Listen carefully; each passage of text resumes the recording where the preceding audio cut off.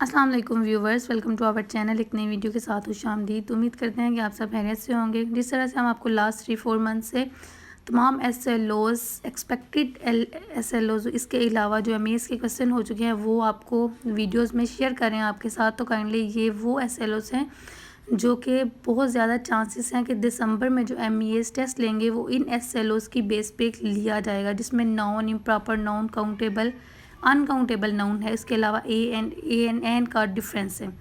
इसके अलावा जो मैथ्स है उसमें वर्ड प्रॉब्लम है and multiplication of 2 digit with 1 number. ठीक है, ये वो एसएलओज़ हैं जो एक्सपेक्टेड हैं कि दिसंबर में बहुत ज़्यादा चांसेस हैं इसके कि ये मॉनिटरिंग वाला जो एमईए टेस्ट लेंगे वो इसमें से आएंगे। इसके अलावा उर्दू की बात करें तो उर्दू में आ रहा है रमूज़े औक़ाफ़, जिसमें हतमा, सख्ता, वक्फ़ा, तफसीलिया, सवालिया। इसके अलावा जो है इनकारी और इकरारी जुमले में तब्दीली और इनमें फ़र्क आ सकता है।